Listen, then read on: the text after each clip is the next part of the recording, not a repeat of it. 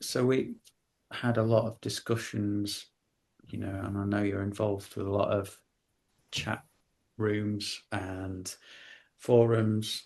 That sounds so old school, but you're interacting with a lot of people online, and you've told me about your frustrations about um, the misunderstandings around the person-centered approach and the uh, how it's understood, presented, and how people theorize around it feels like it's diluting Yes, something that, in your understanding, is very straightforward and quite um, clearly defined. Um, theoretically, yes. mm, so, um, yeah, I don't think I've ever asked you, but I thought it would be interesting to ask you your your definition of the person-centered approach, client-centered therapy, person-centered therapy, however you term it. Um, yeah, let's go with the therapy side of things Yeah. to start off with. Like, how do you define that? And I'm not presuming any particular audience here, so like as Ah, theoretical or as layman as you want. um,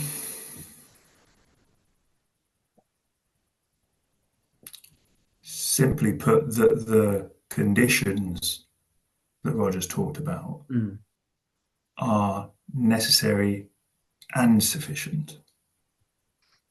And I think that's where others depart from the theory, is that they say they're necessary but not sufficient.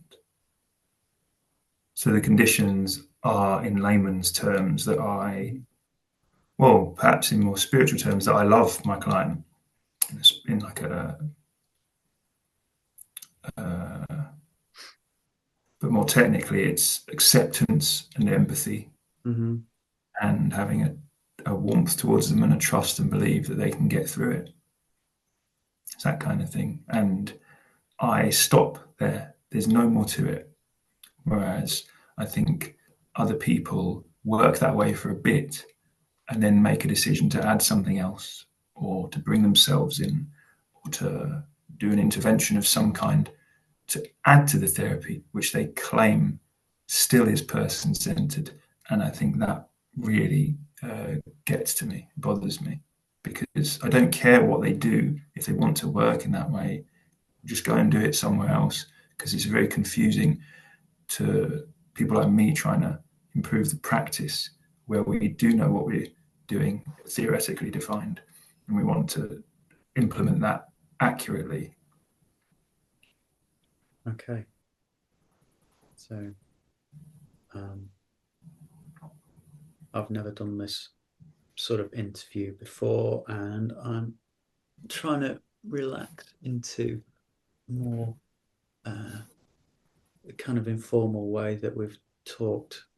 Mm. My There's a kind of part of me wants to go, oh, so let's define this, this, and this. From what you've said, like the conditions. But the question that came up was, you say the conditions, and you briefly outlined them, are necessary and sufficient.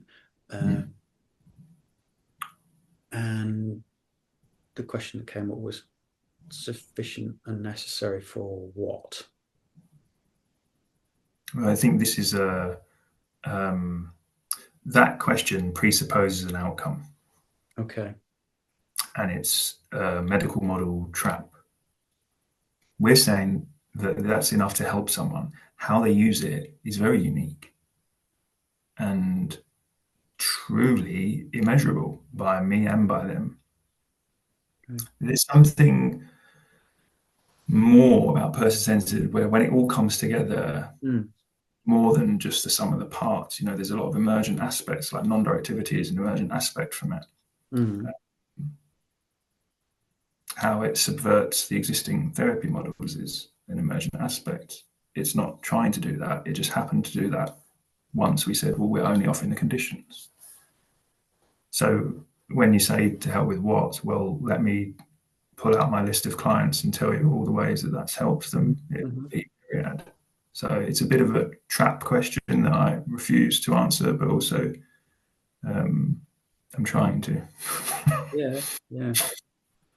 And so so they're necessary and sufficient to help a Yeah. variety of people in a variety of situations, and I'll sort of press it onward to help with what? Well, I would say to help with whatever's brought them to therapy. The people Yeah. I've worked with, there's all of them have worked on, resolved, or continue to work on the things that have brought them to therapy in the first place. Hmm. And if person centered isn't for them, they usually stop after one session. So it's not like they work with me for 5 years and then say, "Oh, actually, this isn't helping." Hmm. Hmm. So, but the way it helps them is myriad. In the theory, there's many ideas. Like one of them is like that the client um, develops an internal view of themselves in the same way that the therapist views them. Right? I think that Hmm. kind of happens, but it's not the only thing that happens in therapy. Yeah. So a myriad of ways. So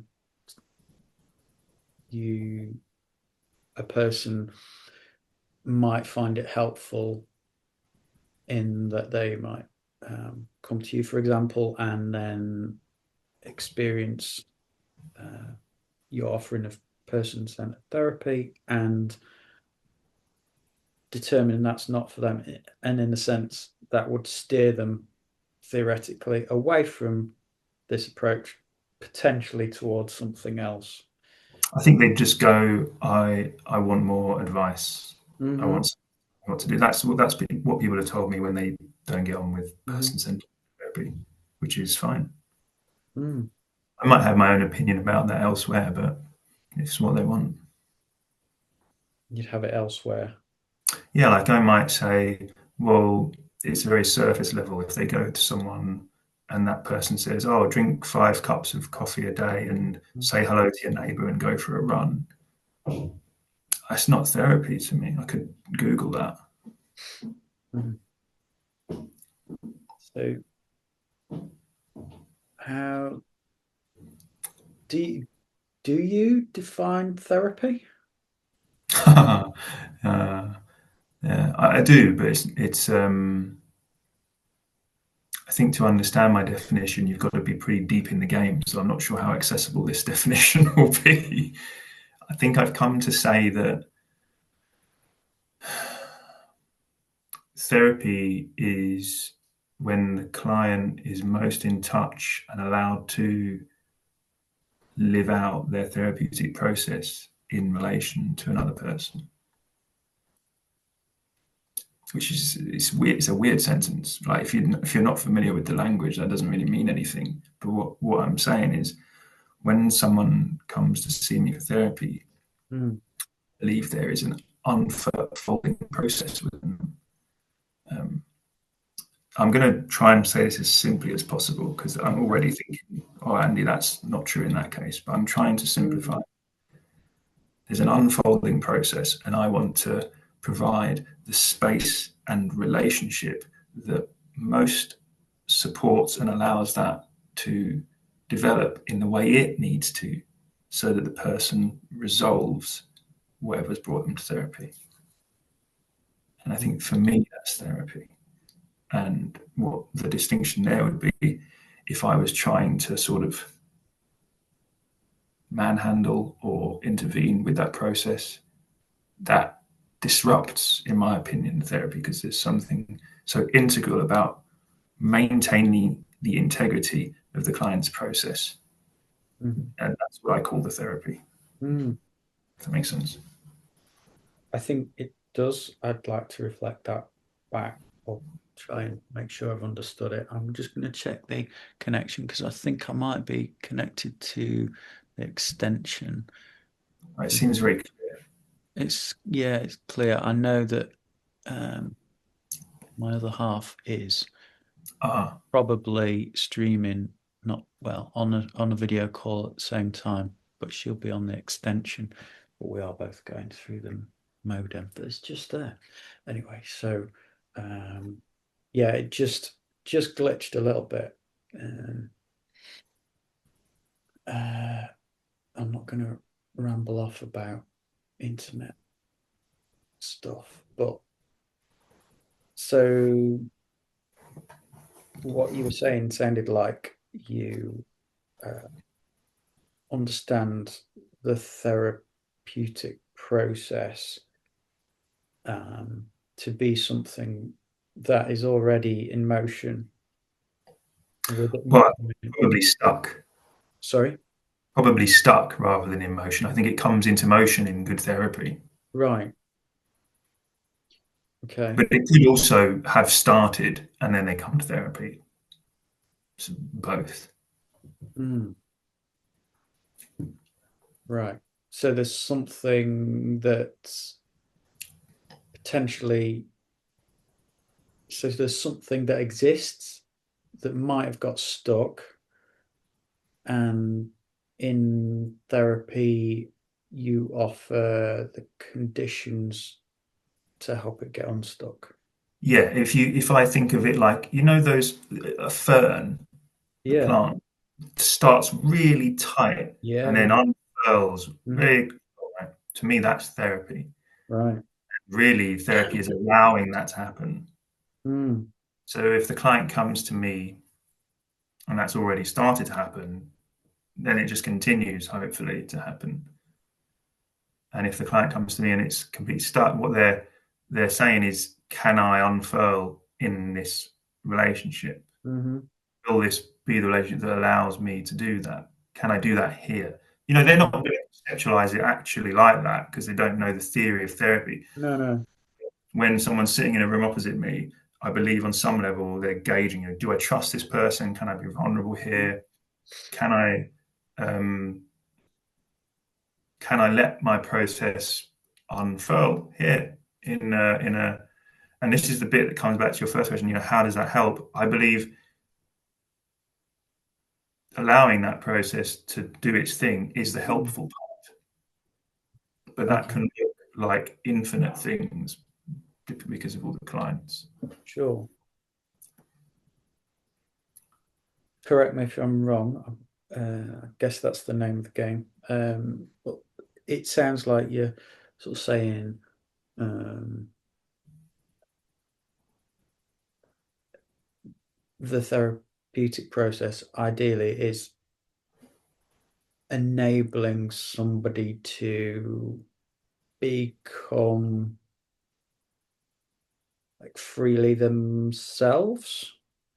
You could use that phrase, but I'm Okay. telling you that each of my clients would say a different phrase. Sure. Yeah. Yeah, I would mostly agree with that.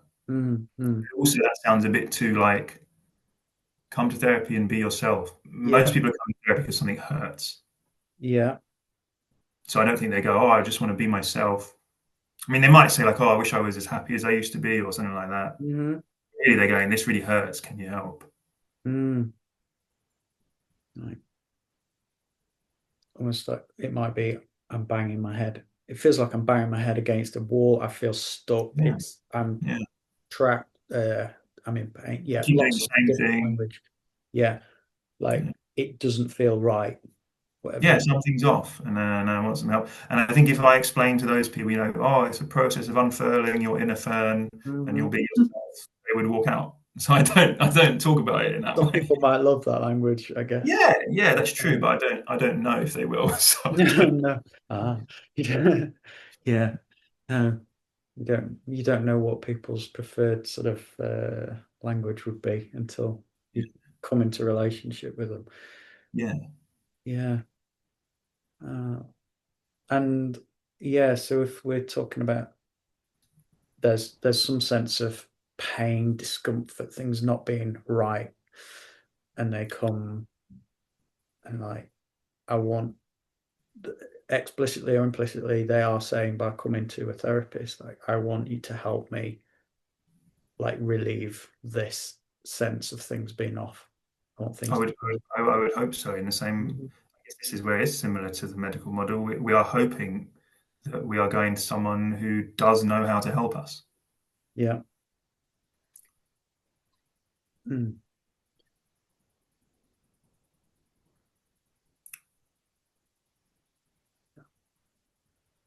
I think the difficulty in the distinction with person-centered therapy is that really we're saying, I don't know what's going to help you Mm. specifically, but Hmm. this relationship will help you find that out.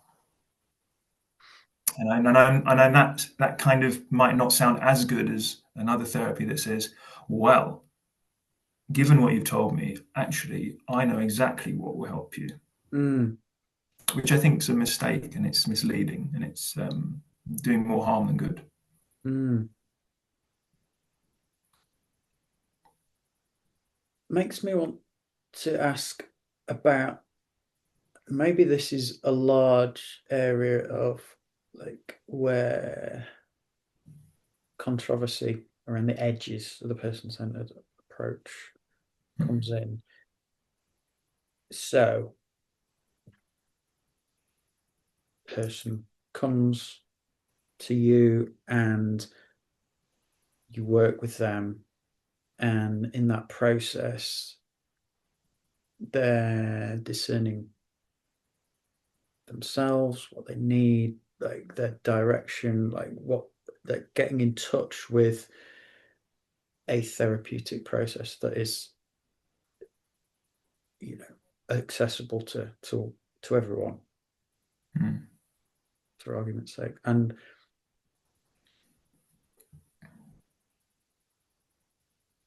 um, trying to phrase this question most helpfully or succinctly. If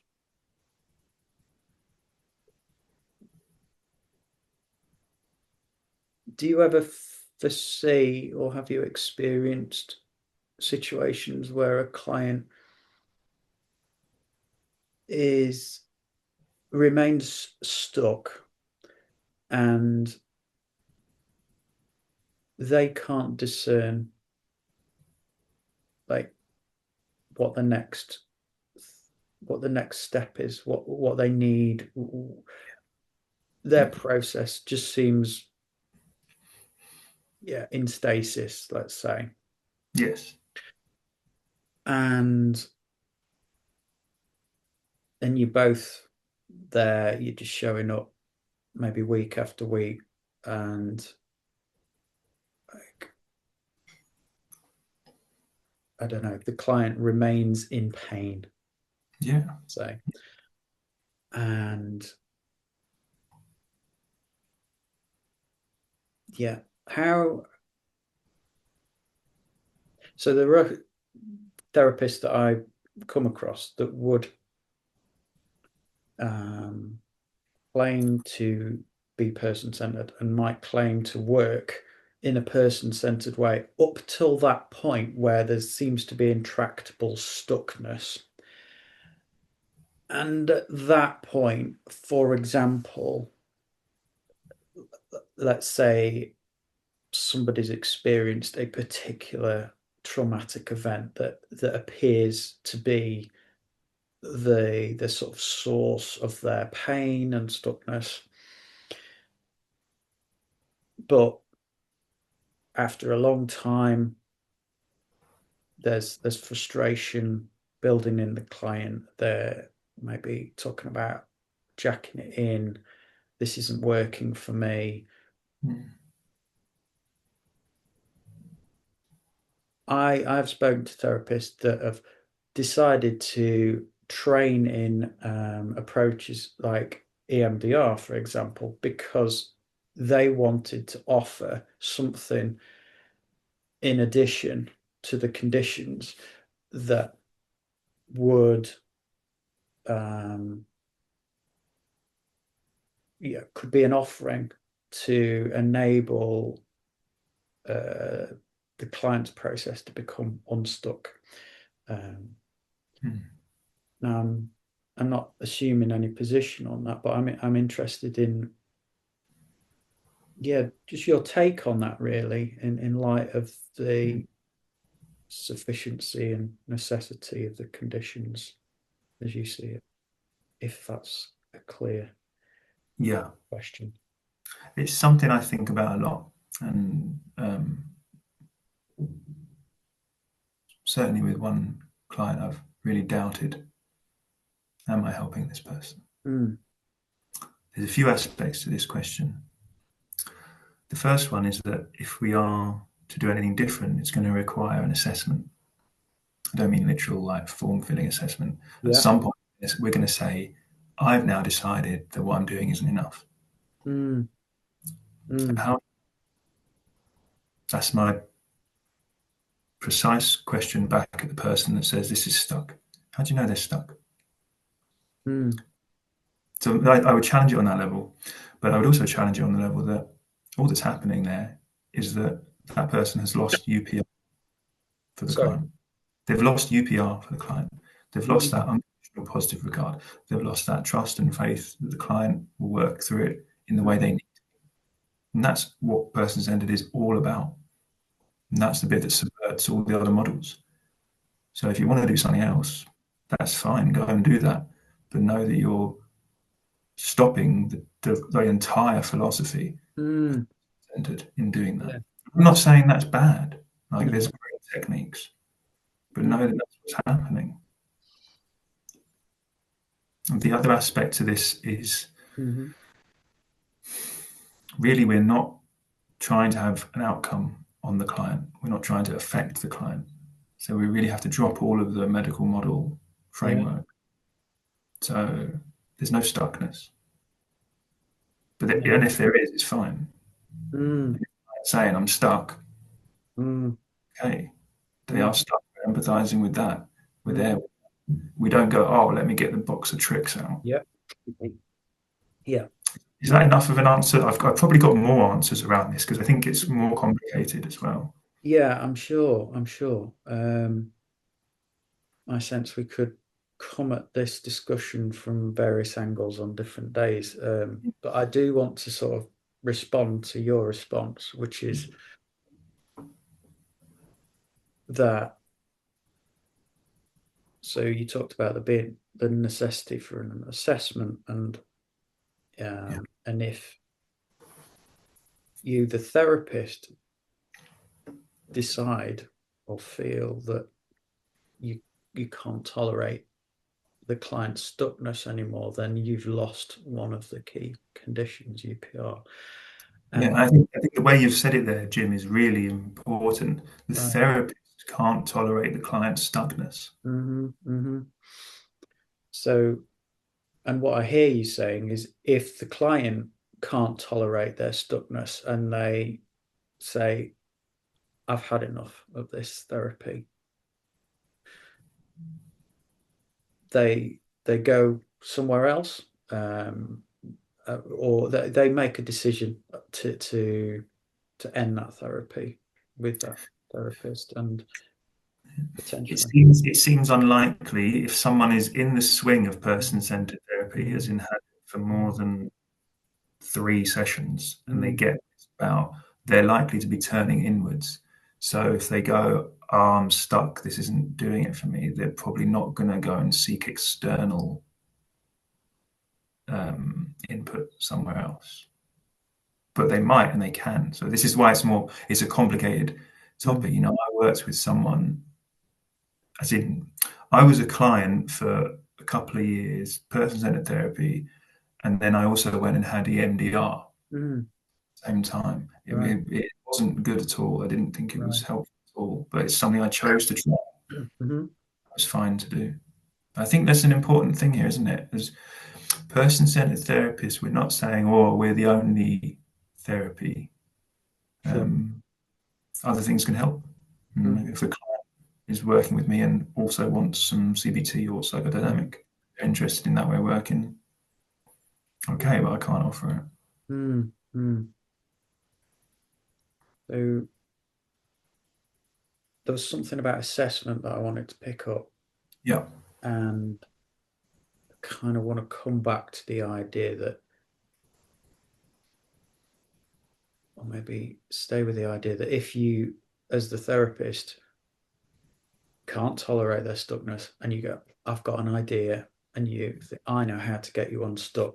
Person centered therapy has stopped because you've lost the UPR. You've and you've moved into some other kind of therapy, which we might discuss and then define what that is, and then people might have ideas about what that is. Um, Well, it's eclectic, but people might call it integrative, but it's just eclectic. If there's no rigorous, continuous theoretical framework through the therapy session, mhm. eclecticism. I'm not even rubbishing eclecticism in Right. saying, I mean, but it's just if you stop the conditions for some time purposefully in the therapy, Mm. it's no longer person centered, and it can't be like a half person centered therapy. So, um, to kind of connect with that, if there was an assessment by the client that said, I don't want to, I don't want to keep showing up to these sessions like this. I don't want to just spend an hour a week feeling stuck and just it's I don't feel any less in pain. In fact, it's increasing. If this carries on like this, I'm out because I want something different than what's occurring. Um, the person-centered therapist would continue offering the conditions, continue working with that, and assuming they cannot offer any other kind of therapy or choose not to, then they wouldn't offer any other therapy, and that would they would keep working in that person-centered way. If the client was assessing the situation as unsatisfactory, they wanted something different, and the therapist held in within them a knowledge that's of a an idea. Let's just call it an idea. Doesn't matter what where it comes from, but if there was an idea that they had that they perhaps had experienced or believed for them could be helpful, they they might say, I hear you saying that this is unsatisfactory and you don't want to work like this. We've reached a junction. We can continue working like this, stay with the stuckness, or I have another idea that I can, you know, if you want, you can try. Um, there would be a kind of mutual assessment at that point. I'm hypothesizing. I know you might have some comeback on this. There'd be a mutual assessment at that point whereby probably we'd assume the client would go, yeah, I'll take anything you've got. And um, Yeah, because be offered. Sorry, why wouldn't they? why wouldn't they? Yeah, I'm crying out for something here. The therapist goes, I've got something, it might help. I don't know, but you Mm. can try it if you want. I can tell you what it is, and I can help you like share this idea with you. Um, is does that yeah, does that cross a line for you that that's no longer person centered and that there's yeah, does it cross the line? And maybe this is a cheeky add-on to that. Could we come back from that to the person centered situation? Don't know. Don't know how established the relationship is, whether they know what to expect, how it works. Is that happening in the second session? Is that Mm. happening in the 50th session? Let's assume the 50th. Well, my immediate kickback to that would be it's in working with clients for more than 50 sessions, it's never happened. Okay. So they understand what person centered therapy is and isn't at that point. Hmm. But they're still very welcome to express what you expressed, Hmm. knowing that you empathize with it and be saying, you tried it. And this is what's happening with one. You've tried everything, you can't figure out what's helping, what's not helping. Hmm. It's stuck in the same loops, nothing Hmm. seems to be improving. Why wouldn't I be empathizing with that? That's my role. Mm. And the feedback I get is that's what is helpful to be met at that place, because that might carry on for another 5 years, and that's the process. There's this assumption that a process can have a speeding up or a neatening, if we can identify aspects of it, then we can sort of solve it in some way. I think it's not a maths equation. Sure. I also think it's so problematic to say to a client, "Do you want to try this? It might help." Hmm. Hit them over the head with an inflatable mallet. Oh, thanks. Mm. I remember working early on with one client, and this was when I was trying to make technique work with in-person centered therapy. Right. I was offering uh, clean language technique, which is a bit like focusing Right. in terms of getting the client to go within and Hmm. aspects of that, but it was more about metaphor. Right. And I worked with a woman very early on who brought up a metaphor, and I said, "Oh, do you want to try this technique?" But I made it clear that it's different to the normal therapy, so I sort Yeah. of cut it out in the session, and she Hmm. did that, and she had a big realization, and she Mm. didn't come back. She said, "Thank you very much. That's really helped." Okay. So you don't do, you wouldn't do that sort of thing anymore.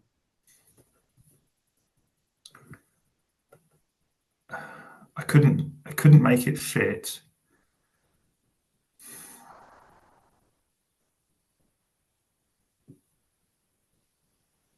and in stopping doing that, Mm. I've not seen the therapy that I do offer as less effective, Okay. and it's more following the client's real process, where I don't come in and say, strap in this Hmm. technique. Hmm. Um, when I used to do that technique, it was powerful. There was rapid change, but Right. I don't know. I think it worked on simple issues, Right. and the work I do now is extremely complex. And that's not to sort of aggrandize myself. Uh-huh. Think of what happens in person centered therapy Hmm. sessions I would offer. They go all over the place, and that's what I Yeah. love about it. Right. The things that need to happen do happen, and I Mm. don't have to think about it. I don't have to try and control it or manage it. And to me, there's something really important in that aspect, which I think is missed in the theory, that it so supports the client's process. Um, and I guess it falls foul if someone says, well, "Yeah, but you could do this, it could be more helpful." Well, yes, but that's against trusting the client's process. I'm really trusting them and Mm. their own process. And um, that's the difference. And I think that people stop doing that with clients and think, "Oh, I can be more helpful." Mm.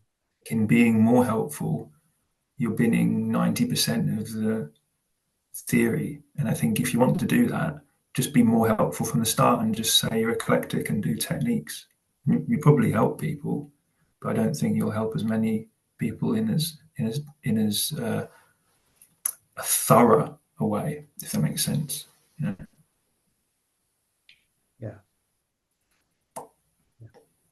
I hear you saying that in shelving the techniques that may help speed up something, it for you enables you to focus more clearly on their process and stay with that tenaciously. Um, Well, it's the client's process is continues to be managed by them. yeah. I think that's the key aspect that we're missing here. Mm, If I use a technique, that's me managing the client's process, and plenty of clients will be like lovely jubbly. That's what I'm paying the money for. My therapist jingle jangles me about, and I feel better. mm, The fundamental part of person centered is that we don't do the jingly jangly, and we are saying, kind of saying, you can do this. You know, I'm here with you, and you know, you. mm, And I think then the whole thing has a different flavor, mm. and that's what person centered therapy is about: is offering that, not just trying to do what helps in some sort of, don't know, overly simplistic way.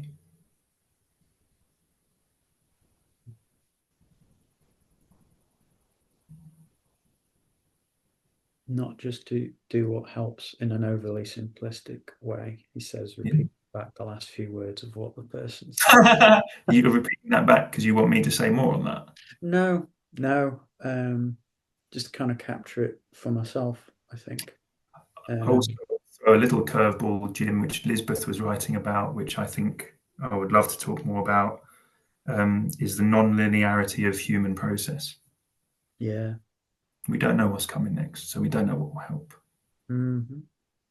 And we also must completely unpack and disintegrate the entire concept that a process looks any certain way Sure. or even has a healing trajectory. You know, Rogers would say we must allow the client to get worse, or you know, he said it in that kind of way. Mm-hmm. Usually, what happens if someone's been holding on to so much their whole life, Mm, to start releasing all that, it's going to be a bit of a shit show, and we've got to be like, yeah, it's okay. yeah. So many questions coming up, and maybe if I listen back to this, I'll tease them out and can explore them another time. Um, I wanted to ask the question that stayed with me is okay, you're in session 50, someone's like, oh, so like so ready to quit. I really think I'm gonna quit, and or they're just showing up week after week in an insufferable, like they're in agony, you know, they're like, uh, I'm barely getting by. I feel like this. I wish this was helping, but it just doesn't feel like it is. And I'm um like I don't know. Maybe they've never had therapy before, and they're just unaware of there being any other options. Like you've got, like, say, the clear language technique up your sleeve from years ago, for example, that you have seen unlock or move things or something. How do you sit, like, what's it like for you to sit with a client that is suffering that much when you have an idea? Maybe I don't know, it's something else. Maybe it's something that you use in your own personal life. Um, and you think, like, oh, what's it like for you to sit with a person that's in that sort of state and have the thoughts, oh, this could just make a little bit of difference. Who knows? Yeah, what goes on in you?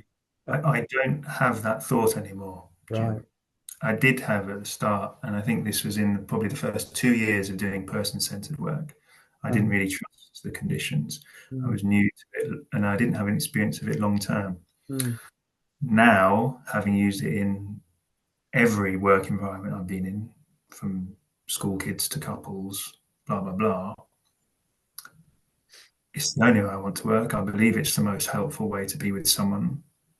It's not for everyone, fine, but I don't get the thoughts that say, "Oh, maybe I'll use a technique," because I don't know if that will help.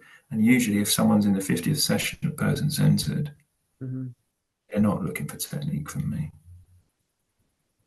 And I think it would be disrespectful to suddenly whip something like that out.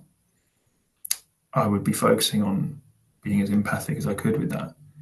To say, what 50th session? It's been almost a year. It feels like nothing's changed. Mm. Yep. That's the work to my mind. And it's having the capacity to be able to do that. What still might come up for me is doubt and going, oh, maybe person centered isn't right for them. Right. Yeah. Okay. But I think we have to say, well, they're free to leave. That's another aspect that I really like about my work is that I'm not making someone stay or contracting a certain amount of sessions. They know what I offer, and people come and go. Hmm. I think the thing is, someone else said this, we're not saying person centered is for everyone. And I think your question/complaint is, well, what if someone is in person centered therapy and it's not enough for them? And I just say, well, then they go to another therapy, Jim. That rather than me as a person centered therapist try and be all therapies. Sure. I think that's my position on this. You spoke about them being free to go somewhere else. In theory, yeah. I know I realise there's complications around that. Yeah. Yeah. And I What I guess. mean is, I never say to them, like, if someone said, this isn't really doing it for me, I don't say, well, you should come for 20 sessions and then see how it is. Right. That's what I mean. Say that again. Like, I'm not telling someone like, no, it is good for you. You just need to keep doing it. Yeah. You need to give it more of a chance. Like, Yeah. So what I heard you saying was you are in, these days you're so focused on the client's process that and honoring that and trusting them that ideas of what like the idea that you might know what's good for them yeah, is it just doesn't enter your consciousness because you're in it with them yes, and you've developed that way of being through experience and practice and so you're nodding along and the question was coming back to that power thing. What do you do with the conundrum that are with the question, are they free to leave? yeah. You can check in with them. Uh-huh. How's therapy going? Are you kind of Mm, maybe getting what you want, or do you find it's helpful and things like that? mm. Do you do that in, would you be spontaneous with that, or do you have, I Oh yeah, guess, it's spontaneous. Yeah, like it's not planned. yeah, so if you reach that point of kind of real stuckness, things didn't seem to be moving, they were expressing dissatisfaction again and again, you might float that inquiry with them. It would have to be really skillfully done, and that's not me saying I would do it skillfully. That's Right. saying like you'd want to offer the conditions first, and Mm-hmm. can, Mm-hmm. but then so almost as like a outside of therapy chat. So I think I did it at it was either the start or the end. So it was more like when you talk about, oh, when are we doing the next session? I would say in that, like, how are you finding therapy? Blah blah blah. Yeah. Which I personally also think is problematic because they might not feel able to say, well, actually, this isn't Yeah. doing it for me. I agree there's issues with this, but Mm-hmm. these issues are faced by all therapists of all Mm-hmm. modalities. So I don't know a way around that, Jim. It's something I have thought about a lot. Mm, Yeah. yeah. So on one hand, you're opening the door for them to say what they might have been holding back, but yeah, you might be, who knows how that question might be perceived by a client. And it assumes that they are able to err. Yeah, I mean, it's almost like saying, "Am I doing a good job?" yeah. Mm. Feels like we've probably talked in this focus way for long enough. Mm. Because I'm feeling the urge to sort of summarize what I've Yeah. taken from you, which is that the person-centered approach to therapy is delicate, nuanced, subtle, and is is easily uh, disrupted or easily undermined, Yes. derailed. Yes. And if a therapist is not very much committed to honoring the client's process and holding the conditions, then it's all too easy to you know go on to another track, which fine if people want to do that, but you really want to make a distinction between the delicate work of person-centered therapy and other approaches to therapy. Yes, and in that particular example, I'm wanting to say that the reason you're going off to something else is more than likely you've reached your own personal capacity in your ability to be with that client. Uh-huh. So it's not really about, oh, I want to do something more helpful for them. It's more likely to be, fuck, I can't handle this. All right. That's my opinion. And if you showed me the examples, I think most of them would be that. And I think that's what's happening in when people are claiming person centeredness because they don't want to admit that they're just stopping being person centered.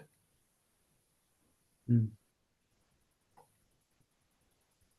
Person-centered just sounds so lovely, doesn't It's about being a nice person, agreeable, just it? thinking pretty decent overall. And we don't want to be under any illusions about being nice people, do we?